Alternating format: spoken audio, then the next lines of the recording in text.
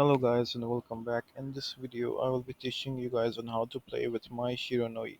MAI Shiranui's passive is like Hisatsu Shinobi Bachi.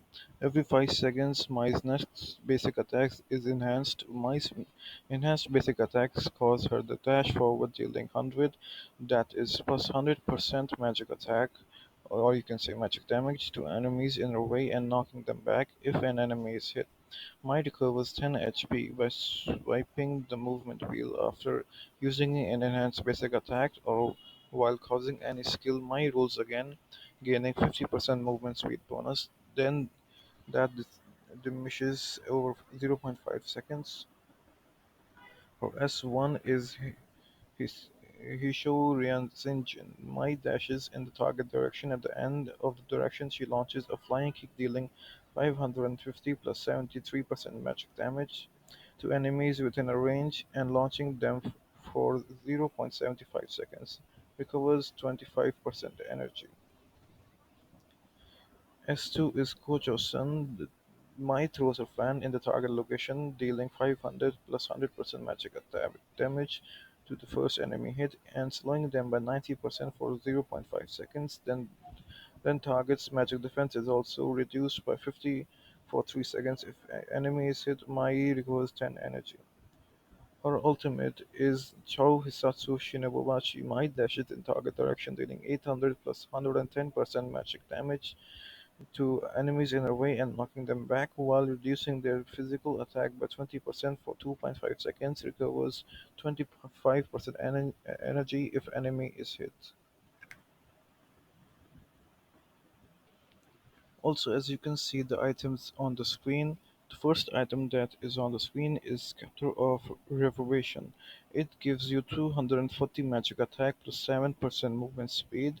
His passive is Echo. When a skill hits a target, it triggers a small sealed explosion dealing 120 plus 40% magic damage, and its cooldown is for 5 seconds. And the item below it you can see is Servant's Wrath, which deals 240 magical attack damage. Passive is Doom, which causes like magical attack plus 30% in total. These two items are, I suggest, the main items for my you the main early game items. Either you can take Scepter first and then you can go with boots, or you can take boots first then you can go for these two items. Okay, let's talk about boots. You can see two boots on the screen, but there are like you can use boots of resistance that gives you like 110% magic defense, and it reduces cold control duration, which is good if you like against Mozi or any CC hero. Okay, you can use Boots of Tranquility, which gives you skill cooldown like 15% and helps you. Its passive is reduces skill cooldown by 3 to 10%. That effect is not applied to skills with less than 5 seconds cooldown, so it won't help you that much in late game, and it might only help you with ultimate. Okay, the other boots, as you can see on the screen, is Boost of Arcane. Boost of Arcane gives you plus 25%, 25 mana per 5 seconds.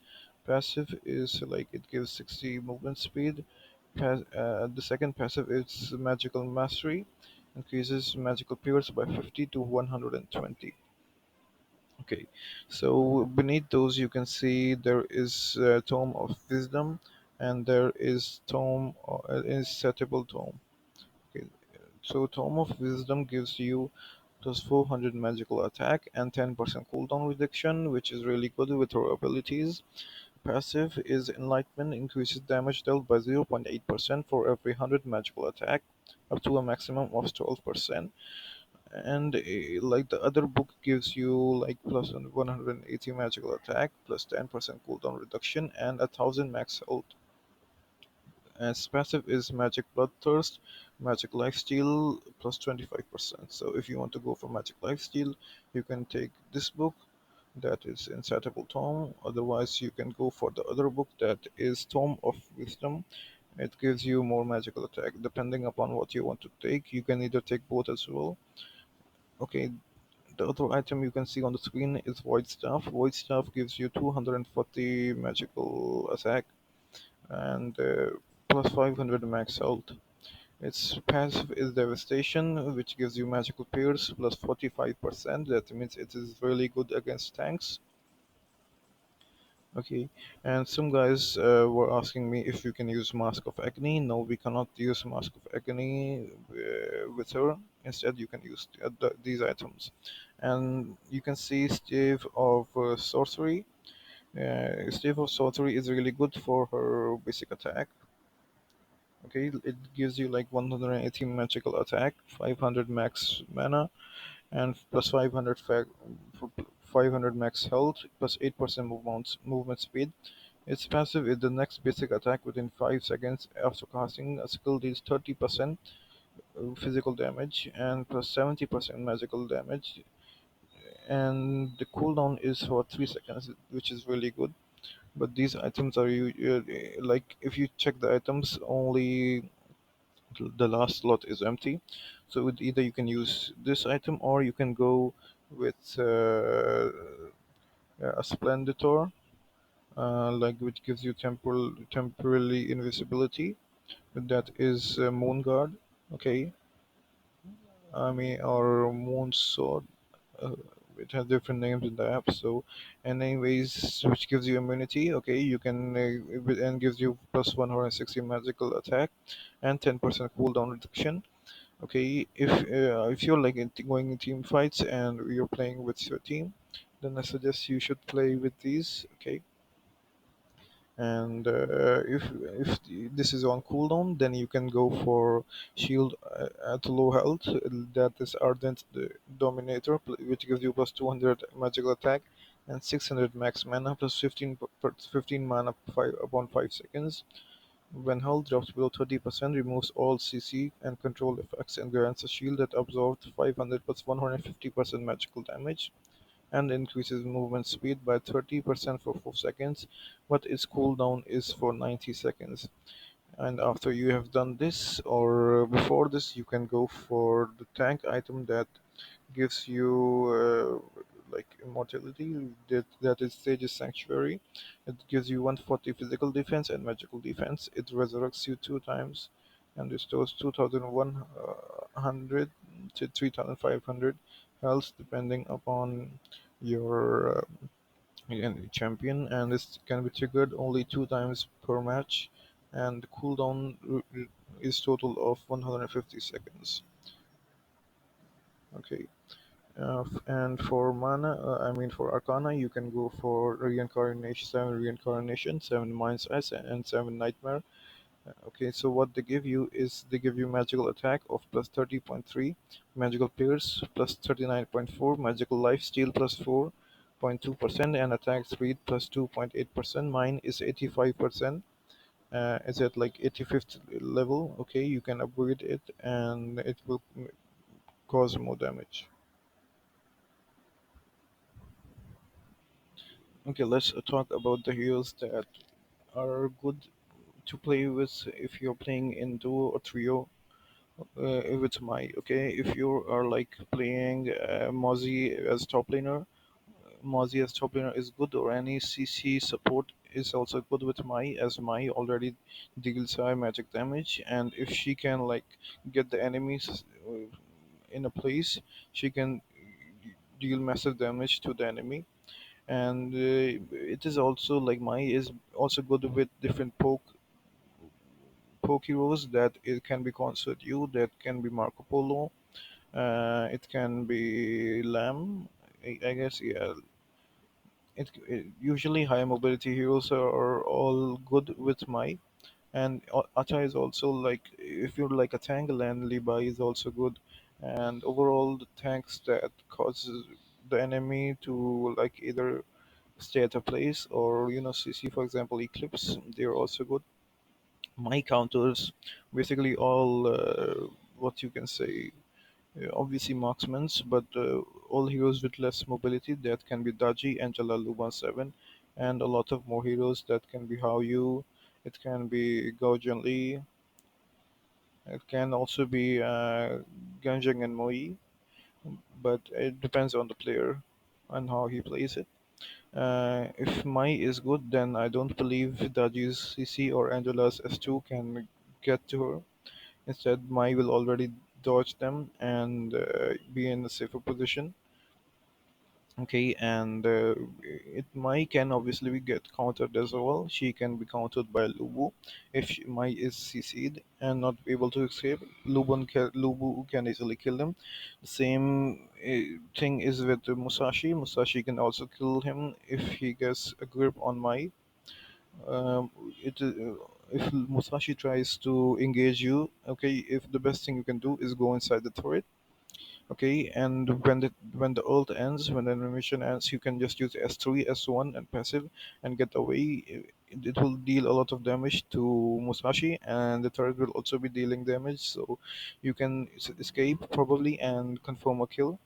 And also, like all assassins and top laners with high burst damage are good counters against Mai, and also high CC heroes that can be Daoshin and others, but it depends on the player. If he is really good with Mai, he won't die easily against CC. Okay, let's talk about combos. Some of the basic combos are S2. Okay, like S2 gives you, if you use S2, you can like, it gives you, it like for example, there is the Daochin in the mid. You use S2, it drops her magical defense and gives her less movement speed. Okay, then you can use S1 or basic attack, either way. After S2 you can like it corner the enemy a little bit or airborne her and cause her damage. Then you can use S1 to do it again. If not, do using passive first and then S3 to throw her in the turret or against the wall. Whatever the situation is, you can also go for like flash S3. Okay, if you're engaging, you can use flash S3, basic attack A1, S1. Then you can use S2 and back off. Or and if you like carry Moonsoul with you, that is status. Then you can use flash S3, S1, Moonsoul, basic attack S1, and get out of the team fight. Okay, let's. Be telling you about some basic situations where you can use these combos. As basic attack active and you want to use it, then you can like use S2 first and drop the enemy's magical defense and movement speed. Then you can use S1 and then use your basic attack. When you use S1, try to roll 3 times at the back of the enemy, and then you can use go for basic attack. Okay, in this situation you can like make the enemy go further away from their turret until you can wait for your jungler to come, or you can like use S3 as well. Okay, I hope you can see it clearly on the screen. Okay, if you do not want to use your passive with her, you can like use S2, then S1. Okay, then roll behind that enemy 3 times, and you can deal damage in this way as well. Okay, if you are like roaming or rotating to bot lane, then you can use passive first, then S2, then S1. If you're trying to get in the enemy within your grip, okay, you can use these in different positions and different types. For example, you can also use like passive first, then basic attack, uh, and go in front of the wall, and then use S1 towards the enemy or towards the minion. Then you get active again, and then you can roll towards the enemy. Then you can ult, and then you can use S2 after getting the skill, etc. It sounds easy, but it can you need to like aim properly everything. Okay, like for example, if you can see over here, Eternal Sage came to ult, okay, and she dodged it on the right time, and then she rolled back and used S1 to kill her and secure. The team was also here, so they secured the kill, and he died, and Mai survived successfully. Okay, As you can see over top, she is trying to engage at the top, and she uses flash and then ult and then S2 and then S1 S3. Like she rolls, and you can see like how fast her S3, and she confirms her kill. What you have to do is you have to make sure your passive is on, and then you can use either your S1, she uses passive S1 and then ult and then S2. And you can also utilize it with flash, like S1 as flash, S2 S3 S2.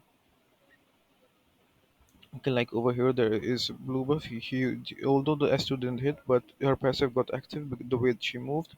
Okay, then you can see she dived in the turret, then used her S2 again, and then came out of the turret successfully.